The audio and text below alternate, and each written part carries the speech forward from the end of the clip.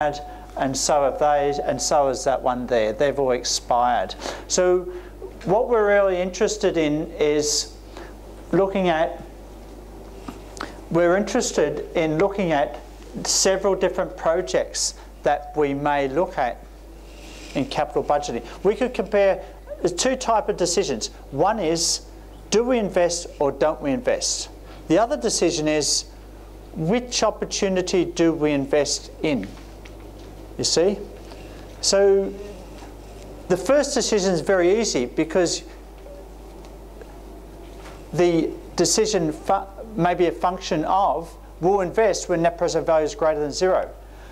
The second type of decision requires you to think a little bit more deeply because it may not be just a case of comparing apples with apples. Yes, you can bring two alternatives, and so we can look at alternative N and alternative O.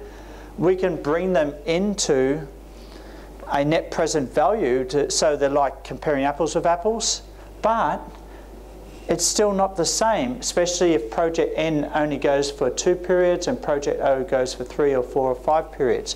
What do you do at the end of project N if you go with this project and not with project O? You see? So it gets a little bit more complicated when you're looking at multiple alternatives, and that's the qualitative side of the decision that you need to take into account. Okay? And there are risk aspects associated with that. Okay, so there's only so much that your training in time value of money can do. That's my point. Okay, let me repeat. There's only so much calculations, adjustments for time value of money can do. Okay, in the end, you've just got to understand that all the risk dimensions associated with each alternative. Okay. All right, this learning objective 2, you know the 6 stages of capital budgeting: identification, acquire information, make predictions, make decisions. So the 2 and 3 is where we're doing the calculations, net present value analysis. Then you make the decision and then implement.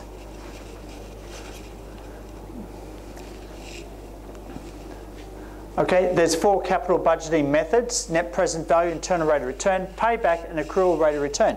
The first 2 are using the time value of money, the valuation tools that you learnt in corporate finance. The last 2 do not rely on time value of money.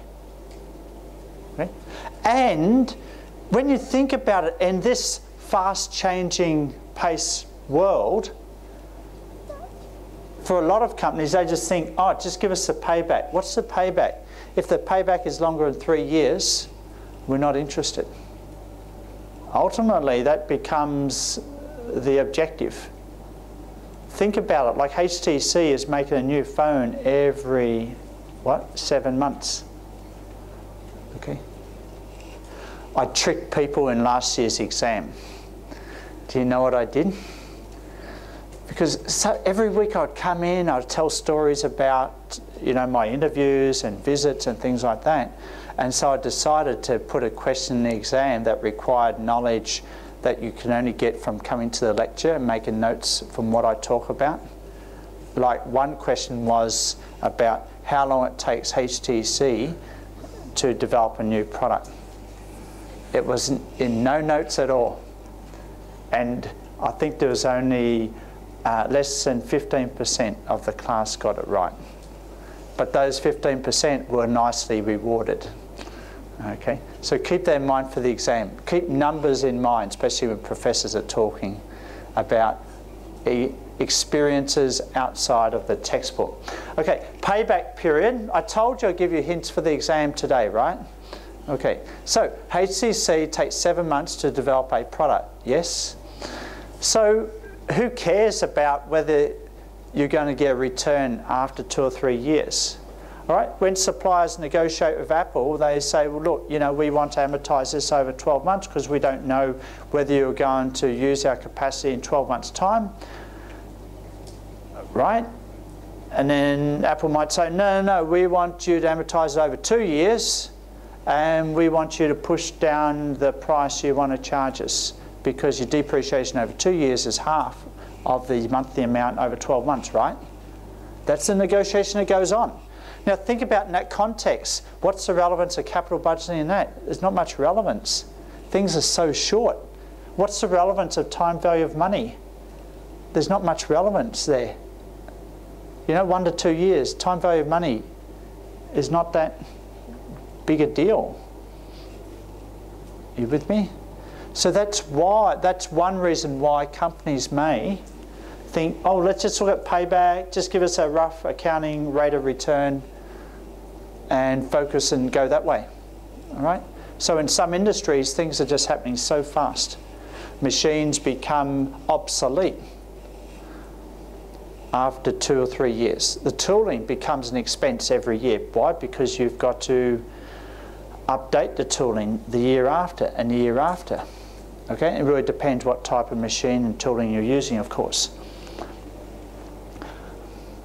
So you all know about discounted cash flow, and that's your learning objective 3. Here's the thing you need to do, and let me circle a few key parts of the example that is already in the textbook that some of you have got, right? Put your hand up if you've got this textbook. Okay, that's good. Just put it up anyway, put your hand up anyway. Looks good. So what we have is an example. How many of you play tennis? Do any of you play tennis? Are you any good? I used to coach tennis, and I always used to find a good student to have a hit against every year, but a bit too lazy this year. So anyway, so I love tennis. I love tennis. I used to play, 4 or 5 times a week until my back got too sore to play that often. So this is a capital budgeting exercise by a company that invested in a large tennis racket making machine, not a stringing machine, but a racket making machine, and it's a carbon fibre machine. And so there are 3 parts to setting out a calculation for capital budgeting. The first part is time 0, and that's basically what? The first part is the actual outflow. It's the investment, the commitment. So normally there's initial investment, there is some, what would you call that, working capital, and also there's after-tax cash flow from the current disposal. What tends to happen in a lot of the countries, and some of you might ask, oh, do we have to consider taxation? Yes, you do, so you better listen up. Okay, listen up. Okay, what happens is under a lot of tax laws in many countries where the tax rate is very high, so you do care about tax, okay, in consideration, especially in Australia, Canada and US, tax rates over 30%. You need to care about it, okay? So normally you trade in an old machine for a new machine. The trade-in of the old machine normally has to be taken off the depreciation value of the new machine because you actually received some of that money back. But normally the amount that has to be taken off is the amount that you didn't depreciate in the old machine that you got back, because the tax department wants you to only get benefit in terms of depreciation on the amount you pay for the machine. So what happens is we normally have an adjustment after tax cash flow from current disposal of old machine, and so that's what that means. All right, that happens frequently in the US, other Western countries.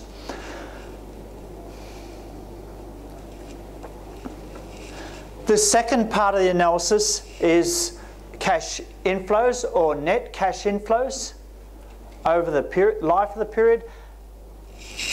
And there are 2 main parts to that. One is the cash inflow from operating the machine, and here we have after-tax cash flow.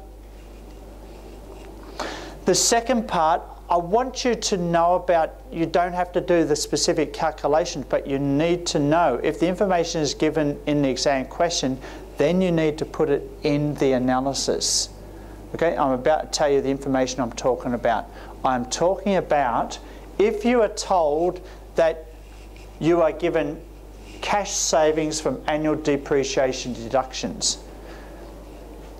You see, That 390,000, see that 390,000? If that machine only lasted for 12 months, you could write that off as an operating expense, yes? Right? But because most capital equipment lasts for longer than 12 months, and by definition, an asset, anything longer than 12 months in providing value to the firm is an asset, then you cannot write that 390,000 off as an expense, right? So what do you do instead? Depreciate it over time. So that depreciation becomes your de facto expense over the life of the machine. It's not like you pay that expense each year. You paid it here, but you get the tax benefit. You don't get the expense deduction in time zero. You get the tax benefit spread out over the life of the machine. You see that? So that's why the tax, we call it a tax shield, is important. Okay? The tax shield is important because it is a cash flow benefit. It's a positive benefit for the cash flows we're looking at. Okay, this is not accrual accounting, it's just cash accounting. Okay, remember the three parts. All the initial investment, working capital, adjustments from disposal of old machine. Then we have an operating period, and then finally we have the end disposal period. Okay, the end disposal period may be tax cash flow from the recovery of working capital. Okay, why? Because you expensed it in the first period. It's not part of the depreciable machine. It's on its own. You get it back, so therefore you need to give back the cash flow. And then we have the final depreciable amount and the tax shield that you're benefiting with. Now, there are three parts. The most confusing area that students have in this area is, guess what? Huh? Dealing with what? Dealing with the tax. Okay? Can get very confusing, okay? Because in different countries the tax laws stipulate when and how you should depreciate, okay? And whether you can make adjustments of undepreciated amounts off new machinery, or you just have to pay a tax payment outright, whether you have new machinery or not, okay? There's tax laws that say whether that has to be done or not. Okay, that's not a management accounting thing, that's a tax law thing. All right, here's what you need to know for the exam. Number one, you just need to know there are three parts. Okay, first is the initial investment, the outflow. It's the setting up of the capital investment. Okay. Okay. Number two, you have the operating period, which you apply the net present value time discounted rate against. And finally, you have the final period amount. In any information in an exam question, we would want to give you, say for the tax shield, we wouldn't ask you to calculate the tax shield. We would say, here are the savings from the tax. So you'd know to put it in there on each period. Okay? So it's not like in the exam we'll say the tax rate is 30%, you have to do all the calculations. Okay, we'll just have to we'll give you the cash flows and associated. So it's not for you to calculate the tax. All right, I want you to focus on the time value of money calculation and the decision that you have to make and the qualitative aspects of the decision.